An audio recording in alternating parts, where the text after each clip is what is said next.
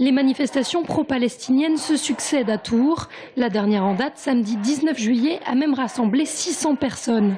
Des rassemblements pacifiques qui n'excluent pas quelques débordements isolés. Sur à la première ou deuxième manifestation de Tours, donc, le slogan « Mort aux Juifs » avait été lancé par quelques excités qui ont été, je crois, vite canalisés. Mais c'est pour vous dire donc qu'il est très difficile lorsqu'on se lance dans ce type de manifestation de pouvoir donc maîtriser, canaliser positivement tous les intervenants. À Tours, pas de recrudescence d'actes antisémites. Pourtant, la prudence est de mise du côté de la communauté juive. Lors de chaque office, une protection policière est mise en place devant la synagogue. Aujourd'hui, quand on est à la synagogue et que donc un fidèle se présente, par exemple, la consigne, c'est que les enfants n'aillent pas ouvrir. Il faut qu'il y ait un adulte qui y aille pour vérifier effectivement qu'il n'y a pas de souci. C'est la prudence. Donc rester éveillé, les yeux ouverts, même si on ne tombe pas dans la parano. Heureusement, les différentes communautés religieuses sont soudées à Tours. Il y a 3 semaines, les Juifs avaient par exemple été conviés à rompre le jeûne avec les musulmans dans le cadre du Ramadan. Ce n'est pas les événements du Proche-Orient qui vont venir remettre ça en question. Quand il y a une amitié, c'est l'amitié qui dure. Puis on vit dans le même pays, nous avons besoin justement de nous rencontrer, de dialoguer et de discuter des choses qui touchent tous les citoyens. Une réunion se tient ce mardi soir pour décider de la date de la prochaine manifestation pro-palestinienne à Tours. Les manifestants se sont organisés pour créer leur propre service d'ordre afin d'éviter tout débordement. Depuis le début de l'été, Jason voit les chiens et les chats affluer. Salarié à l'ASP de Sassé, dans le Loir-et-Cher, le jeune homme constate que le refuge atteint sa limite d'accueil. 118 canidés pour 120 places disponibles. Beaucoup de chiens, beaucoup de chats, beaucoup plus que les dernières années. Ça fait 3 ans que je travaille ici. C'est vrai que là, on est vraiment complet de chez complet. Donc, tout simplement, on essaye de gérer comme on peut, d'aller un peu plus vite, malheureusement. La société protectrice des animaux de Sassé, indépendante de Paris, emploie 12 salariés et compte une quarantaine de bénévoles. Pour son président, la situation en 2014 est catastrophique. Sur le seul mois de juillet, 21 chiens ont été amenés par la fourrière sur le site. C'est vraiment une très sale période. Elle a commencé un peu plus tôt cette année. Vraiment au début juin. On espère qu'elle ne va pas se poursuivre bien après les vacances. Disons qu'on a à peu près 4 mois, juin, juillet, août, septembre, d'une galère totale avec des chats qui nous sont balancés par-dessus le grillage, des chiens qui sont accrochés après la porte et donc c'est atroce. Des animaux qui arrivent pour certains avec des pathologies graves.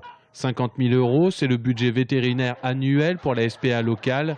Avec les abandons d'été, un budget qui n'est pas près de diminuer.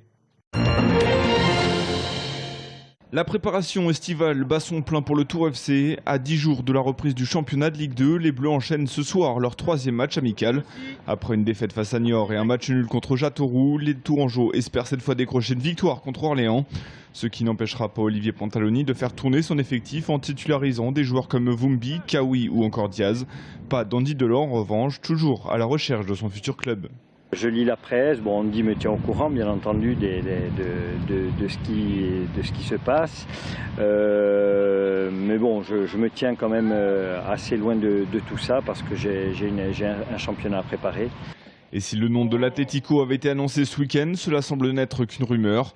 Les négociations les plus chaudes venant vraisemblablement d'Angleterre. Un dossier qui reste donc pour l'instant en suspens, contrairement à celui du poste de gardien de but. Malgré l'inexpérience des portiers actuellement au club, les dirigeants ont décidé de faire confiance aux jeunes issus du centre de formation, avec une hiérarchie déjà établie. On a dit à Esteban Sales que sauf si on recrutait, ça serait lui le gardien numéro 1 et à Ben Bertrand, gardien numéro 2. Un choix qui a été fait par la force des choses. En effet, les dirigeants avaient d'abord privilégié le recrutement d'un nouveau gardien de but, mais l'interdiction de recrutement décrétée par la DNCG a changé la donne. Aujourd'hui, la DNCG a réduit le budget de 30% par rapport à la masse salariale de 30% par rapport à la saison passée. Donc on est dans les cordes, il n'y a pas de souci. On ne peut pas la dépasser, donc impossibilité pour nous de recruter un autre joueur. Le départ d'Andy Delors rapportera certainement une somme au club, mais il y a des dettes et puis il faudra attendre un nouveau passage éventuel devant la DNCG pour qu'elle puisse ou non faire évoluer sa première décision. Olivier Pantaloni va donc devoir faire avec un groupe réduit, d'où l'intérêt de faire tourner, et ce dès ce soir contre Orléans. Le match qui a démarré à 18h30, le résumé de la rencontre est à retrouver sur TV Tour demain dans le journal. « 1461 en région Tourangelle. Louis XI, fraîchement sacré roi à Reims, revient sur les terres où il a grandi. Le 9 octobre, il fait une arrivée triomphale dans la bonne ville de Tours. Je suis considérablement ému. Et surtout de me présenter devant mon peuple au bras de ma douce. Et j'espère, en tous les cas, qu'ici à Tours, je ferai de grandes choses. Maintenant, laissez-nous quelque peu. Louis XI, ce roi qui fit de Tours la capitale du royaume de France, peut-être par amour de son territoire, mais surtout par crainte de l'insécurité parisienne. L'histoire de ce roi très tourangeau est relatée ici dans le Vieux-Tours de façon ludique et décalée par une troupe spécialisée dans les déambulations théâtrales. La Normandie reste conjointe inséparablement au royaume de France.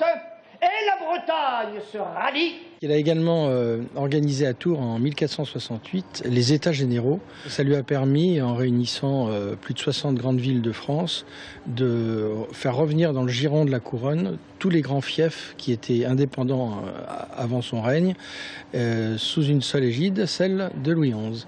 Donc il a unifié la France pour la première fois depuis très longtemps. Même si le roi est souvent sur les routes, c'est à partir de son château du Plessis-les-Tours qu'il va pleinement participer à la réaffirmation du pouvoir royal. Jamais le dauphin n'a pu dire ça. La troupe du Miroir aux Alouettes a placé sa scène à la fin du 19e siècle et bat en brèche les idées reçues sur Louis XI, héritées des historiens romantiques du 19e.